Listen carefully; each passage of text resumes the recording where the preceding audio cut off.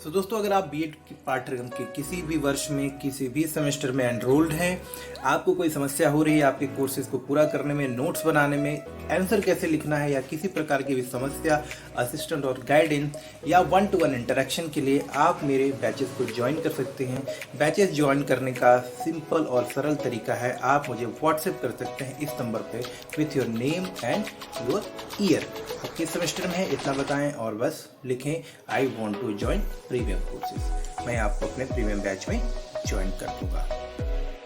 Section A से जो हमारा पहला क्वेश्चन है, what is the importance of distance education, दूरस्थ शिक्षा का क्या महत्व है। तो ऐसे क्वेश्चन को हमको बिल्कुल रेडी करके रखना है। ये जैसा सब्जेक्ट है उसके नाम से तो ऐसे क्वेश्चन आने की प्रोबेबिलिटी होती है। अगर हम हेल्थ एजुकेशन पढ़ते हैं तो आपसे पूछा जा सकता है 2 नंबर की व्हाट इज हेल्थ एजुकेशन। इसी तरह से अगर हम पीस एजुकेशन पढ़ते हैं तो वहाँ भी आपसे ये क्वेश्चन बनता है कि आपसे पूछा जाएगा कि व्हाट इज पीस एजुकेशन। तो इस तरह के क्वेश्चन जो सब्जेक्ट का नाम है, विषय का नाम है, उससे संबंधित 1-2 नंबर का प्रश्न तो आपसे बनता ही है। तो हमेशा ऐसे क्वेश्चन आने की पूरी संभावना रहती है। या ये आपका 2 नंबर में आएगा, 8 नंबर में आ सकता है या फिर 15 नंबर। लेकिन क्योंकि ये हमारा 50 मार्क का क्वेश्चन है तो इसी के हिसाब से इसकी स्केलिंग कर देंगे, यानी कि 15 नंबर की जगह ये क्वेश्चन आपका विस्तार पूर्वक अगर 5 शब्दों में डिफाइन करने को आए तो ये आपके यहाँ पर 7.5 मार्क का हो सकता है। 8 नंबर की जगह ये 5 नंबर में हो सकता है और 2 नंबर की जगह पे ये हमारा 1 नंबर में आता है यहाँ पर। तो ध्यान रखिएगा यहाँ पे सेगमेंट जो है हमारा 50 नंबर का। दूसरा क्वेश्चन है हमारा what is correspondence education. Correspondence education क्या है, हमें ये आपको बताना है। पत्राचार शिक्षा क्या है। तीसरा है डिफाइन फॉर्मल एजुकेशन, माफ करिएगा डिफाइन नॉन फॉर्मल एजुकेशन। लेकिन यहाँ पर आपका फॉर्मल एजुकेशन भी पूछ सकता है तो आप उसको भी याद रखिएगा कि फॉर्मल एजुकेशन क्या है। तो अनौपचारिक शिक्षा पूछी गई है, अनौपचारिक शिक्षा को परिभाषित करने की बात कही गई। हो सकता है आपसे पूछ ले कि औपचारिक शिक्षा क्या होती है, तो इसके लिए भी आप रेडी रहेंगे। ठीक है, आगे देखते हैं अभी। और अब है what is open schooling education. Open schooling education क्या है, यानी कि मुक्त विद्यालय शिक्षा प्रणाली क्या है, आपको यहाँ पे समझाना है। तो मुक्त विद्यालय शिक्षा क्या, ओपन स्कूलिंग क्या है, ये आपको बताना है। प्रश्न संख्या 5 है what is importance of counselling, परामर्श का क्या महत्व है। तो इस तरह के क्वेश्चन आपको देखने को मिलेंगे दोस्तों यहाँ पर, तो ध्यान रखिएगा। और अगला क्वेश्चन है प्रश्न संख्या 6 है what is self instructional content, यानी कि स्वनिर्देशित सामग्री को परिभाषित करें। ये वैसे कंटेंट होते हैं जिसके माध्यम से आप खुद ही पढ़ सकते हैं, जैसे कि इंटरनेट हो गया, एलएमएस हो गए, सॉफ्टवेयर्स हो गए। तो ये सारी चीज़ें क्या होती है, स्वनिर्देशित यानी कि सेल्फ इंस्ट्रक्शनल कंटेंट। ऐसी चीज़ें जिससे कि आप खुद अपनी स्टडी कर सकते हैं, खुद अपना अध्ययन कर सकते हैं, चाहे वो किताबें हो गई, टेक्स्ट बुक हो गई, क्वेश्चन बैंक्स हो गए, रिकॉर्डेड लेक्चर हो गए, रिकॉर्डेड वीडियोज हो गए। ये सारी चीज़ें जिनको कि आप बार बार यूज़ कर सकते हैं, अपनी सुविधा अनुसार यूज़ करके पढ़ाई को आगे बढ़ा सकते हैं, वो होते हैं self instruction. What is IGNOU, Indira Gandhi national open university, IGNOU क्या है, आपसे पूछा गया है। तो याद रखिएगा ये इंपॉर्टेंट क्वेश्चन, इसको अच्छे से तैयार कर लेंगे आप कि इग्नू क्या है, इग्नू का फुल फॉर्म क्या है। प्रश्न संख्या 8 है व्हाट इज डिस्टेंस एजुकेशन, दूरवर्ती शिक्षा क्या है। जैसा कि सब्जेक्ट का नाम है डिस्टेंस एंड ओपन एजुकेशन, और मैंने आपको बताया कि जो सब्जेक्ट का नाम है, जो विषय है, उसकी अगर आप उसके थीम को नहीं समझेंगे तो आप क्या समझेंगे। तो आपको जो सब्जेक्ट का नाम होता है, विषय होता है, उससे संबंधित ऐसे क्वेश्चन आने की पूरी संभावना होती है, तो आपको तैयार करके रखना है। तो जैसे मैंने आपको बताया था, पहले पूछा गया था कि व्हाट इज ओपन स्कूलिंग या व्हाट इज डिस्टेंस एजुकेशन, इस तरह के क्वेश्चन आपको बनने वाले।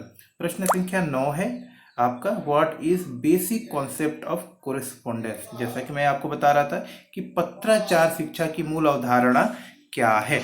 तो पत्राचार शिक्षा की मूल अवधारणा क्या है उसको आपको यहाँ पे बताना है।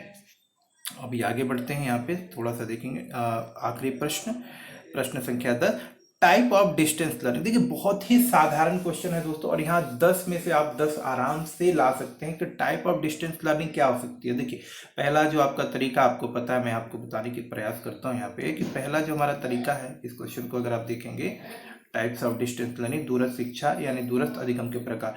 एक तो क्या होता है आपका ऑनलाइन, जैसे कि आजकल चल रहा है, ऑनलाइन चल रहा है ना। दूसरा होता है आपका जो कोरेस्पोंडेंस में, जैसे कि इग्नू से होता है आपका, कि कुछ टाइम तक आप वहाँ पे जाते हैं, 1-2 दिन, और वहाँ पे पढ़ते हैं वीक में। एक होता है पार्ट टाइम में, यानी कि रेगुलर स्टडी जैसा ही होता है लेकिन पार्ट टाइम में आपका रहेगा, वीकेंड्स में जाते हैं। और एक होता है हाइब्रिड, जहाँ पे कि ऑनलाइन भी होता है आपका और ऑफलाइन भी होता है। तो ये सारी चीज़ें मैं आपको बताऊंगा डिटेल में, आप चिंता बिल्कुल भी ना करें। तो इस तरह से आपके क्वेश्चन यहाँ पे देखने को मिलेंगे आपको। आगे आगे बढ़ते हैं ना। अब हम लोग देखेंगे यहाँ पर सेक्शन बी से क्वेश्चन। तो जैसा आपको पता है दोस्तों, यहाँ पर सेक्शन बी में जो मैक्सिमम मार्क्स होते हैं हमारे 5 नंबर के होते हैं, यानी कि 5 अंक का ही आपका ये सेगमेंट होता है। हाँ, शब्दों की सीमा word limit will remain same. 5 मतलब 5 मार्क्स के लिए अभी भी आपको 200 वर्ड्स में ही आंसर करना है। तो आइए क्वेश्चन को स्टार्ट करते हैं। टोटल 25 मार्क्स का हमारा ये सेक्शन है। और पहला क्वेश्चन सेगमेंट बी से, सेक्शन बी से है हमारा कि right the concept of school less education, विद्यालय विहीन शिक्षा की संकल्पना कीजिए। या फिर what is the future of distance education in India, यानी कि भारत में दूरस्थ शिक्षा का क्या भविष्य है। बात यहाँ पर भविष्य के बारे में करना, आपको ये नहीं बताना है कि अभी क्या चल रहा है, उसको बताते हुए कि वर्तमान में किन किन माध्यम से दूरस्थ शिक्षा दी जा रही है और इससे भविष्य में क्या लाभ मिल रहेगा, मतलब इसका भविष्य और क्या हो सकता है। क्योंकि लाभ तो लिखना ही है, आपको ये लिखना है कि इसमें और क्या बदलाव हो सकते हैं, इससे क्या लाभ मिलने वाला, दूरस्थ शिक्षा क्या यहाँ से आगे और बढ़ेगा, इसका प्रारूप चेंज होगा, या फिर इसमें कुछ और आप बोल सकते हैं, या लोग इसको नकार देंगे, इसके लाभों को अगर लाभ नहीं मिलता है तो शायद इसको छोड़ना भी पड़ता है। इस तरह से चीज़ों को आपको समझाना है कि भविष्य क्या होने वाला है दूरस्थ शिक्षा का आपका। चलिए आगे क्वेश्चन देखते हैं। प्रश्न संख्या 3, what is the scope of distance education, दूरस्थ शिक्षा का क्षेत्र क्या। देखिए वही चीज़ है आपका कि दूरस्थ शिक्षा का क्षेत्र पूछ ले, व्हाट इज डिस्टेंस एजुकेशन पूछ ले, बात एक ही होता है कि दूरस्थ शिक्षा से आप जो है क्या प्राप्त कर रहे हैं, दूरस्थ शिक्षा के क्या लाभ है, दूरस्थ शिक्षा क्यों जरूरी, इस तरह की चीज़ों को इसमें आपको लिखना है। या आप लिख सकते हैं what is correspondence education mention, पत्राचार शिक्षा क्या है उल्लेख कीजिए। तो देखिए दोस्तों, पत्राचार शिक्षा के बारे में आपको पहले लिखना है और उसके बाद में उसके, तो आप इसको 2 पार्ट में क्वेश्चन के आंसर करिएगा। पहले पार्ट में आप अच्छे से, जैसे 200 शब्द का है तो आप कोशिश करिए 100, 110 शब्द में, 120 शब्द में पत्राचार शिक्षा के बारे में आप पूरा विस्तार पूर्वक बताइए। और आखिरी में उसके एडवांटेजेस और उसके किस तरह से उसको यूज़ किया जा रहा है, यानी कि 3-4 पॉइंट एडवांटेज में और 3-4 उसके कौन कौन से तरीके हैं, जैसे कि कॉरेस्पॉन्डेंस एजुकेशन का क्या प्रारूप है, जैसे कि इग्नू है आपका, कॉलेजेस भी आजकल कॉरेस्पॉन्डेंस एजुकेशन प्रोवाइड कर रहे हैं, किनके लिए लाभकारी है, तो इस तरह की चीज़ें आप यहाँ पे ऐड करिएगा। आगे बढ़ते हैं। क्वेश्चन नंबर 4 है what is the role of distance education in student counselling service, छात्रों के परामर्श सेवा में दूरवर्ती शिक्षा की क्या भूमिका है। देखिए ध्यान रखिएगा कि छात्र को परामर्श सेवा में दूरवर्ती शिक्षा की क्या भूमिका है। What is the role of distance education in student counselling service, students को काउंसलिंग देनी है उसके कैरियर के लिए, उसके लाइफ के लिए, उसके फ्यूचर के लिए, उसके एजुकेशन को बेहतर बनाने के लिए। तो इसमें डिस्टेंस एजुकेशन किस तरह से मदद कर सकता है। अच्छा टॉपिक है, उम्मीद करता हूँ आप सब इसको कुछ न कुछ जरूर लिख पाएंगे। डिटेल आंसर नेक्स्ट वीडियोज में हम लोग चेक करेंगे। तो चलिए क्वेश्चन नंबर 5 देखते हैं। अभी तो 4 का ऑप्शनल देख लेते हैं। अथवा हम लोग देख सकते हैं why continuous assessment is necessary in distance. देखिए दोस्तों, ये क्वेश्चन हमने पिछले सेमेस्टर में भी पढ़ा था कि वाई असेसमेंट या continuous assessment is necessary for education of disabled, यानी कि दृष्टिबाधित, श्रवण बाधित या किसी प्रकार से शारीरिक विकलांगता से या किसी भी प्रकार का अगर प्रोग्राम, कोई शिक्षण प्रक्रिया, ट्रेनिंग चल रही है, उसका असेसमेंट होना बहुत जरूरी है। तभी आपको पता चल पाएगा कि जिस उद्देश्य से वो प्रोग्राम, चाहे ये आपका डिस्टेंस एजुकेशन हो, कॉरेस्पॉन्डेंस एजुकेशन हो या स्पेशल एजुकेशन हो, इंटीग्रेटेड एजुकेशन, किसी भी प्रकार की शिक्षा को जब लागू किया जा रहा है, उस प्लान को, उस प्रोग्राम को लागू किया जा रहा है, तो उसका असेसमेंट भी होना जरूरी है। तभी पता चल पाएगा कि जिस उद्देश्य से उसको हम लोग लागू कर रहे हैं, जिस उद्देश्य से उसको इम्प्लीमेंटेशन कर रहे हैं, वो किस हद तक उस लक्ष्य को प्राप्त कर पा रहा है, किन कमियों का, किन समस्याओं का सामना करना पड़ रहा है उस प्रक्रिया को, उस योजना को। तो इस तरह की चीज़ों को समझने के लिए आपको असेसमेंट तो करना ही पड़ेगा। तब जाके आपको पता चलेगा कि कहाँ ज़्यादा काम करना है, किस क्षेत्र में आपको और बेहतर करना है, ताकि जिस उद्देश्य से इस प्रोग्राम को, चाहे डिस्टेंस एजुकेशन हो आपका या स्पेशल एजुकेशन हो, इंटीग्रेटेड एजुकेशन हो, उसके सही लक्ष्य को सही मायनों में प्राप्त किया जा सके। तो असेसमेंट से हमें चीज़ों की कमियां और खामियों के अलावा उसके अच्छे पक्ष के बारे में पता चलता है, तो हम फिर सही दिशा में आगे बढ़ पाते हैं।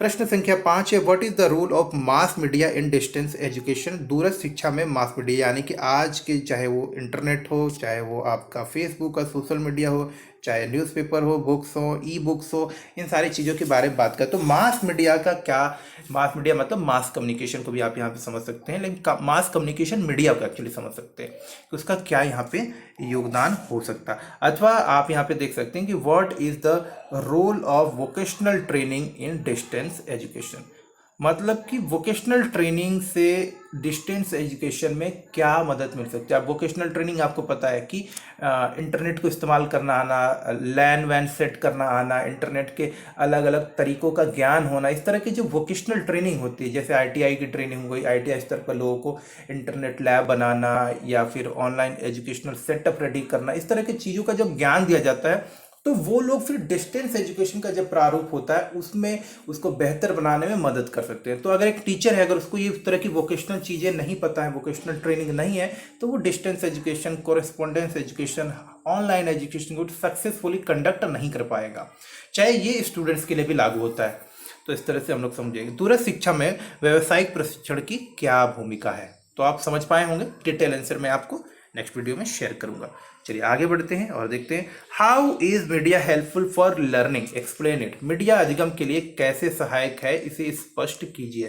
देखिए क्वेश्चन है, how is media helpful for learning, explain it, या मीडिया अधिगम के लिए कैसे सहायक है, स्पष्ट कीजिए। अगला प्रश्न है, व्हाट, या इसी प्रश्न का अथवा में है, who is distance education teacher. मतलब कि यहाँ पे ये अच्छा क्वेश्चन है आपका कि who is distance education teacher, जैसे कि मैं भी हूँ आपके लिए। Explain the type of distance education teachers, मुझे भी शामिल कर सकते हैं आप लोग। दूरस्थ शिक्षक कौन है, दूरस्थ शिक्षक के प्रकार का वर्णन किया। बहुत ही मनोरंजक और बहुत ही इंटरेस्टिंग क्वेश्चन है, आप इसका आंसर भली भांति कर सकते हैं। तो अगले क्वेश्चन को चलते हैं, प्रश्न संख्या 7 सेक्शन बी में।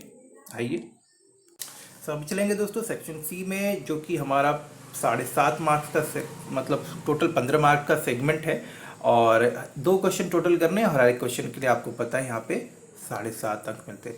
शब्दों को अधिकतम 500 शब्दों में करना, अधिकतम का मतलब अधिकतम होता है, इसका मतलब नहीं 500 के ऊपर ही लिखना है या मिनिमम 500 लिखना ही है, आप 500 तक लिखना है। ये इस बात को ध्यान रखिएगा, बहुत लोगों को ये क्लियर नहीं होता है कि 500 शब्द लिखें या 500 पेजेस काउंट करने लगते। आपको ध्यान रखना है कि 500, 450, 500 वर्ड में आपको आंसर लिख देना है।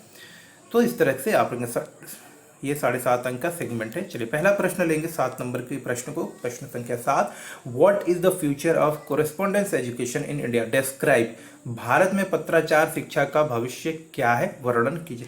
दोस्तों देखिए, ये जो क्वेश्चन हैं, अगर इस तरह के टॉपिक्स आपको तैयार करने में मुश्किल हो रहा है, क्वेश्चन नहीं मिल पा रहे हों, कंटेंट नहीं मिल पा रहा हो, तो आप मुझसे कनेक्ट कर सकते हैं। मैंने आपको बताया 1-to-1 इंटरेक्शन के लिए, 1-to-1 क्लासेस के लिए आप मुझे ज्वाइन कर सकते हैं। पेड बैचेस मैंने इस बार स्टार्ट किया है। रीज़न है पेड बैचेस का इसलिए क्योंकि जब भी मैं आपको फ्री में कंटेंट शेयर कर रहा था तो शायद मैं भी उतना मोटिवेटेड होकर उतना टाइम नहीं दे पा रहा, और मुझसे ज़्यादा आप लोग जो है रैंडम तरीके से एजुकेशन को ले रहे हैं, जिससे कि मुझसे ज़्यादा आपका ही लॉस होता है। जब पेड रहेगा कोर्सेज, और पेमेंट भी आपको जो पे करना है वो बहुत ही मिनिमम, मतलब आप देखेंगे तो आप कहेंगे it's worth getting this course. तो कोई दिक्कत नहीं है, पहले तो समझ लेंगे, और इस तरह का रेगुलर कंटेंट तो आपको मिलता ही रहेगा, तो टेंशन नहीं है। ये उसके लिए है जो कि शायद टाइम नहीं दे पा रहे अपने एजुकेशन को, पढ़ाई के लिए उनके पास समय नहीं, किताबें नहीं है, कंटेंट नहीं है। प्रश्न संख्या 8 है, describe the need and importance of distance education in higher education. उच्च शिक्षा में दूरस्थ शिक्षा की आवश्यकता एवं महत्व का वर्णन कीजिए। Explain the steps in preparation of learning material. स्व अधिगम सामग्री के निर्माण के सोपानों की व्याख्या कीजिए। देखिए स्व अधिगम की यानी कि सेल्फ लर्निंग जो आपको करनी है वो, तो प्रश्न संख्या 9 आपको यहाँ पे समझ में आ गया होगा। स्व अधिगम के सामग्री के निर्माण के सोपानों, मतलब कि आपको सेल्फ लर्निंग मटेरियल बनाना है, तो उसके लिए आपको किन चीज़ों की जरूरत है, जैसे कि भाई रेफरेंस बुक्स की जरूरत पड़ती है, टूल्स की जरूरत पड़ सकती है, सॉफ्टवेयर की जरूरत पड़ सकती है, या फिर आप सिंपल नोट्स भी बना सकते हैं, चाहे वो टीचर द्वारा बने हुए हो या स्टूडेंट द्वारा, या किसी जगह से रेडीमेड बुक्स भी लेकर आप पढ़ सकते हो। तो अब किस तरह की आपकी रिक्वायरमेंट है उसके बेसिस पे हम लोग क्लासीफाई करेंगे, तो फर्दर इसको पढ़ेंगे हम लोग आगे मैं आपको एक्सप्लेन करूँगा। Explain the role of print media and non media in distance education. अच्छा प्रश्न है कि दूरस्थ शिक्षा में प्रिंट मीडिया व नॉन मीडिया की भूमिका की व्याख्या कीजिए। देखिए क्या है नॉन मीडिया और प्रिंट मीडिया, इसको हम लोग विस्तार पूर्वक समझेंगे और इस क्वेश्चन का आंसर भी करेंगे। तो ये सारे कुछ इंपॉर्टेंट क्वेश्चन थे, उम्मीद करता हूँ आप इनको अच्छे से अटेम्प्ट कर पाएंगे। और अगर कोई डाउट रह जाए तो आप प्लीज़ कमेंट करके मुझे बताइएगा। हम लोग चलते हैं अब नेक्स्ट पेपर के लिए, आगे बढ़ते हैं। नमस्कार।